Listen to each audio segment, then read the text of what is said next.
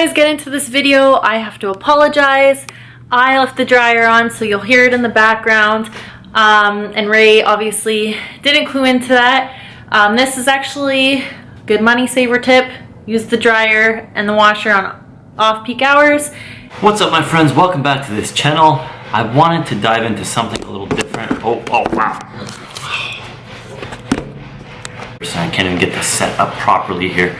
You know, you buy things that are supposed to look professional and then it ends up falling in your face, and that's just part of life. If you followed us for the last 2 years, you've realized that me and Felicia have invested pretty much everything into our grocery store.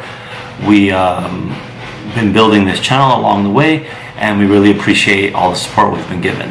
Now, to kind of see what's going on behind the scenes, we wanted to make this video and show you how we're using that money that we're making from the store to help ourselves out in the future and our further investing. If you're tracking our income and expenses over the last 2 years now, I wish we started earlier. You always say you wish you start things earlier, but this is where we started, unfortunately.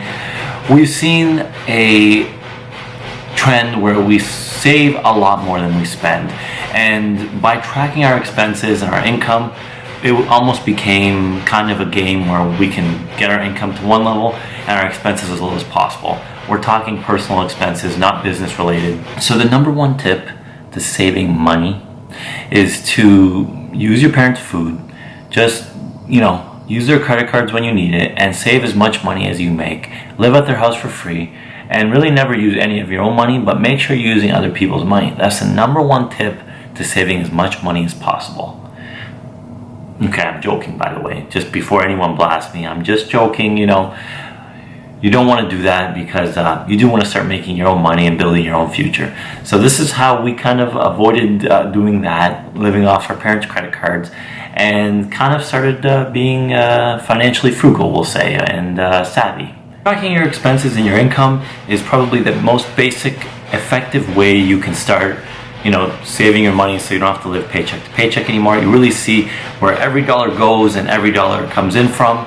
And once you start tracking every single dollar that goes in and out, you'll be on the right track to actually saving some money and being able to, create an emergency fund, invest anything extra after that. But that's a whole other video. I just want to make it clear, if you just take one point out of this video, track your income and expenses. After a month, you'll really see where all your money is going, and you won't wonder, I work so much but I have no money. Start tracking your income and your expenses. So with tracking your income and expenses, you're going to notice that one of your biggest expenses, without you realizing it, is how much money you spend on food and coffee, eating out every single day, or maybe it's 4 times a week or 5 times a week, whatever it may be. Stop spending money on food when you can make it yourself at home. I can tell you it doesn't seem like much, $3 here, $3 there, a $10 drink over here, a 20 meal over there. At the end of the month, it adds up, and adds up quick, and you'll be surprised at how much money you spend on food every single month. And that's not to say you can never grab a quick coffee or food on the way home here and there. I'm just saying, limit it, start tracking it 1 month, and you'll see how much money goes out the window just spending money on coffee that you can make at home or food that you can make at home for half the price or even less sometimes. Track it 1 month, you'll see how much money actually goes out the door just on something like food that you can really put your money to better use than spending it on something that is available to you just by doing it yourself. Another thing I started doing was, as soon as we get paid from our business, we take 25% right off the top and put it into savings. That money I don't see, I don't want anything to do with, I'm not allowed to spend it. It just instantly, as soon as the money goes into the account, it's automated to go into a savings account. So that 25% right off the top goes into savings that I never see. It just hits savings, and even if I wanted to spend it through a debit card, I have no possible way to do that. If that sounds too scary, you can cut it down to 20%, 15, 10% if you really don't have much of an income coming in compared to your expenses. But I suggest if you can get around 20% of your income just straight to go to savings, you'll really see that you can cut back even more on your daily expenses because that money is never seen, therefore you can't spend it. Another thing you can do, and maybe this may have to come before any other step for you, is pay off your debt as soon as possible. Usually the best way to do it is pay off your smallest credit cards or your smallest debt first, and then snowball it into a larger debt that you can pay off realistically without, starving yourself or getting your electricity turned off. Your debt and your interest will eat away at your income every single month, leaving you behind. So I suggest if you need to pay off your debt, that may be the first thing you want to do with any extra money that you have at the end of the month. And this was the first thing we prioritized to do. We took our debt and we tackled each, outstanding, loan or credit card that we had and paid it off as soon as possible, because we knew the interest was going to eat away at us for no reason every single month, and cut back on the money we could use to further invest to make us more money. Another thing we will never do is buy a new car. We know with buying a new car comes big new monthly payments that we don't want to pay, plus the depreciation you get from buying a new car, plus everything else that comes with, the financing, the interest, and everything else. I don't recommend ever buying a new car. Me and Felicia bought a used car at the end of its depreciation cycle. So, we still have some value in it. We're going to run it probably to the ground before upgrading to something that we can use in our business, therefore making it a tax write-off that we can use for the business and for personal.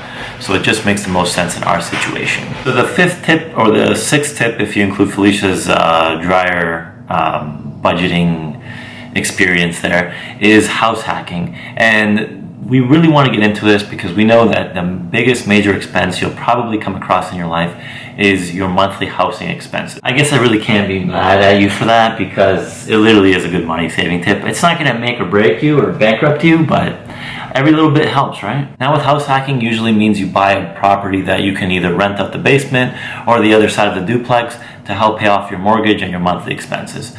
We've been looking at a lot into that in this channel, but sadly we haven't come across the right deal. So for now we are currently in this condo, which is not the best way to save your money, but there is other benefits that we've gotten from being here. So basically, because we own a business, we can actually write off a portion of our expenses that we use at our house for our home office, to do work such as, taxes, ordering, equipment that we use for the business at the house. Expenses go by per square footage of the house you actually use for your business office. So such as, if you are a full-time YouTuber, you'd probably write off, the room you shoot your videos in, your camera, your, computer to edit, any software, things like that. In our case, our home office, our printer, our computer, the things we actually use to help run our business from home. And a portion of the, utilities per square foot, I believe, is a write-off for the business, as long as, you're actually using it for the business. You can't go buy a PS5 or whatever and say, oh, I'm using that for the business. It has to be things that help you run your business. So between house hacking and our tax write-offs for our business that come off the top of our housing expenses, we have managed to save, a little bit of money here and there, and potentially more in the future once we actually find the right home for us that will allow for this house hacking. And then actually, over the last year, I'd say we've really been good at using something called the 30-day rule.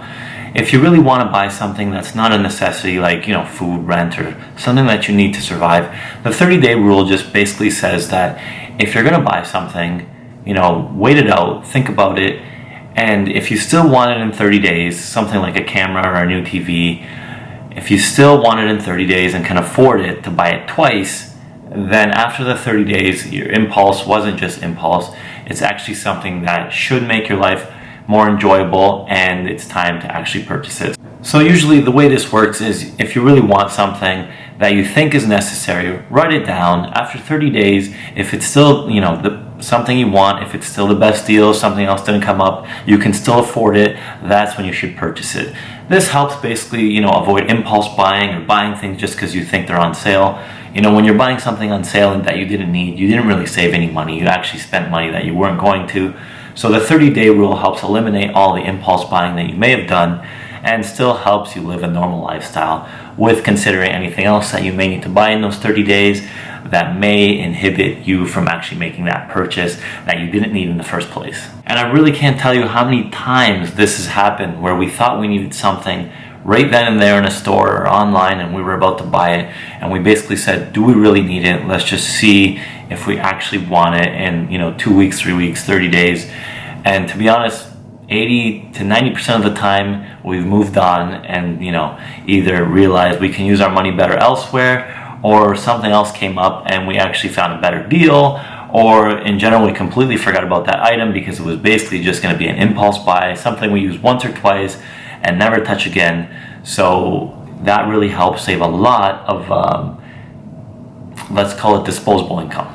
And of course there's millions of other money saving tips, and I know you guys probably know many, you know, how to lower your phone bill, how to, you know, who to use for cable. If you need cable at all, get rid of it, I'd say.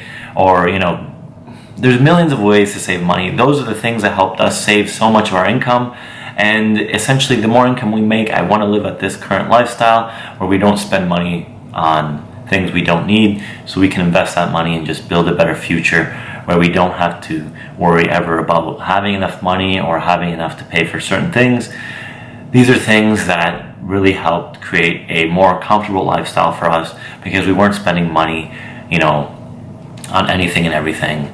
So thanks for watching this video, guys. If you have any comments on how you can determine the best ways to save money, please leave them in the comments below, and we'll be happy to chat with you guys. Have a great day. Enjoy your saving and your building of your wealth.